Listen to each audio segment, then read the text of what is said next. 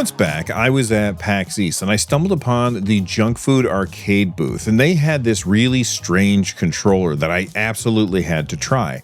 It was a leverless controller. For those of you that don't know what a leverless controller is, I want you to picture an arcade controller, like on a stand-up arcade, but the arcade stick has been replaced with WASD buttons from your keyboard. It sounds really weird, I know.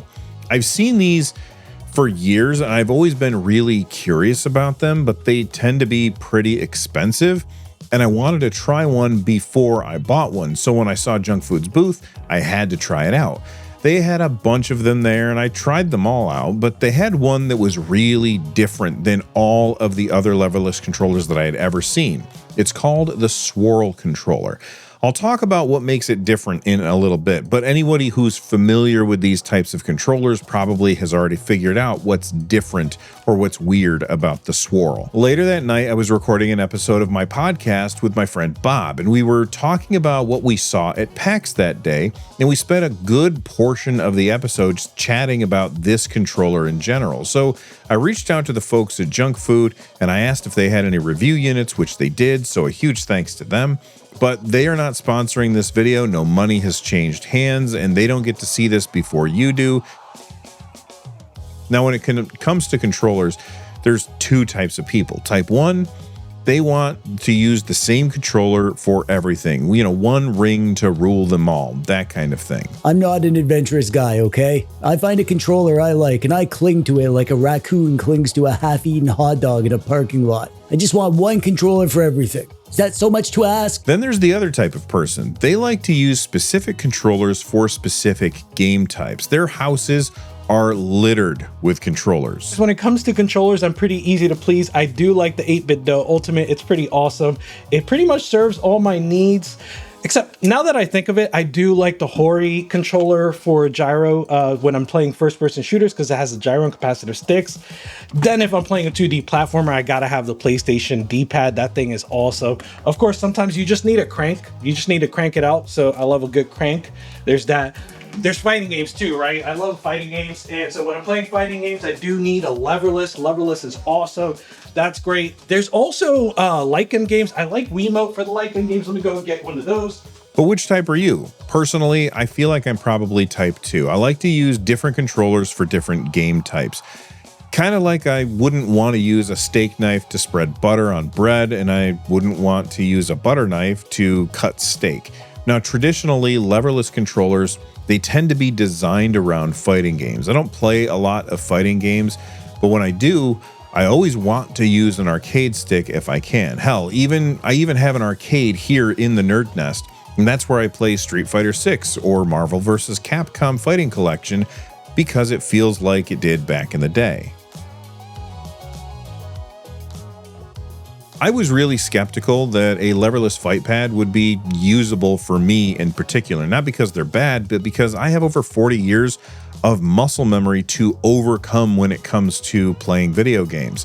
I anticipated that playing a fighting game where you have to do like quarter circle forward or forward down and then down forward and then an input button in order to pull off a move would be really tough. I can get by on a D-pad, but that's because, you know, I played Sega Genesis Mortal Kombat for years when I was a kid.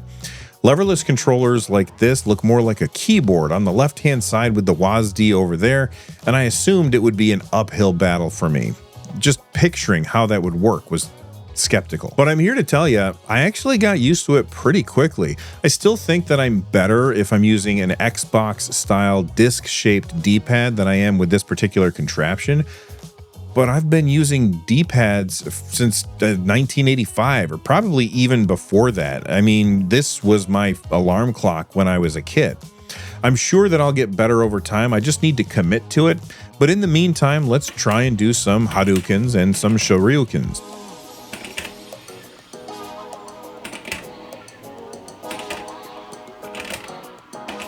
In addition to fighting games, I've also been trying out 2D platformers with it.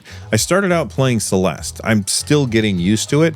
I have a tendency to press left after jumping right. Like if I jump to the left and then I don't want to move to the left anymore, I pick up my index finger my brain still wants to set down my ring finger, and then it hits the left button, and then it hits that as an input, and then Celeste moves to the left, which I didn't actually want. I have to train myself to stop that. I also decided to play some Hollow Knight.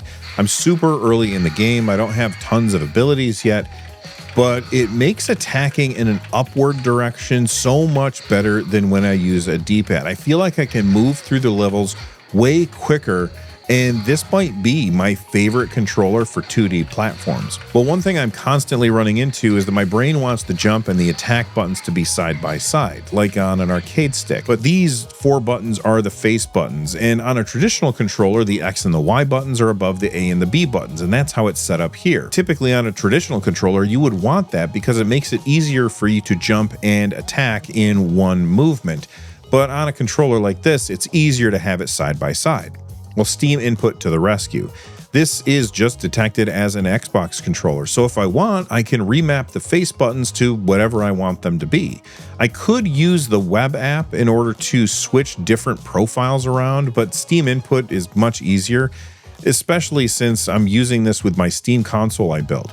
I don't want to have to load up a web page every time that I want to change anything, and I don't want to have to get out a keyboard and mouse because that's on a TV. So I'm just going to stick to remapping in Steam Input or directly in a game if a game supports it. Bill! Hey, Bill. You got to try this Leverless controller. Hey, Bob, what the hell is a Leverless? I'm sorry, Leverless. There's a typo in your script. Leverless controller. Oh, yeah, we saw those at PAX East. Yeah, we did, and that was like 6 months ago. What's taking you so long? I don't know, man. I had stuff to do. I was just saying a second ago that I've been using it for a couple of weeks now, and I feel like I'm starting to get the hang of it. Oh, I just thought of something. You can go to Focus Attack and get yourself some custom artwork, too, like I did. Wow. Bob, I don't want to be rude, but I'm trying to record a video here, dude. I'll shut up now. You're going to be a Leverless controller guy someday, mark my words, whether you like it or not. You can join our little club. We got cool hats and jackets and stuff. We meet on Thursdays. Do you even play games? I feel like you might be a little too old.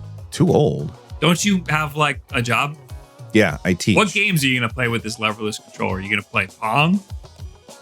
What the hell, dude? Every other week, we swap off between who brings the snacks. This week, it's me, and I'm bringing ours. Oh, okay, Bob.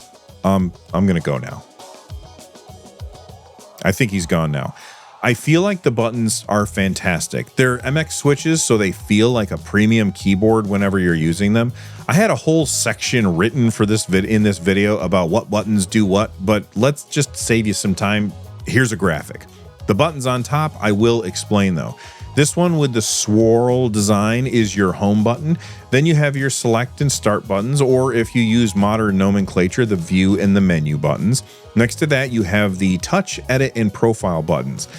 The edit button lets you adjust LED brightness as well as analog sensitivity. I gotta be honest, I could not for the life of me figure out what in the hell the touch button does. I even searched on their Discord and I only found one other person saying, does the touch button do anything?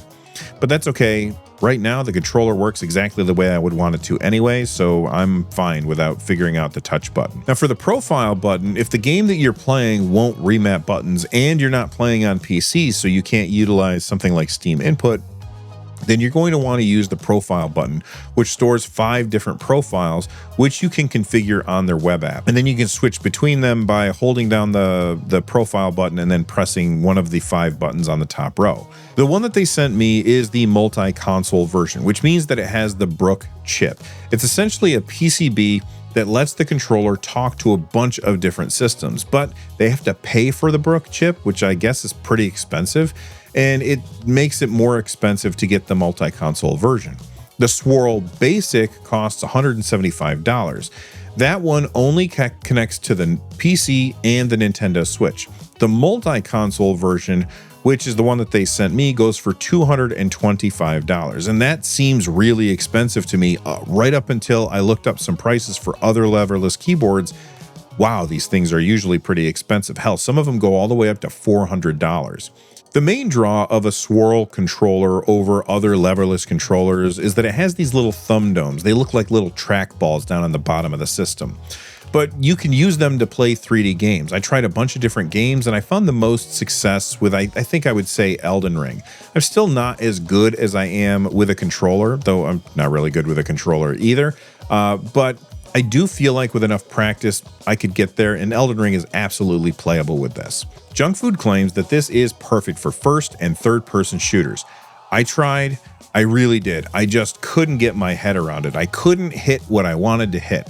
I feel like the left thumb dome is great, but the right one, I just can't aim very well.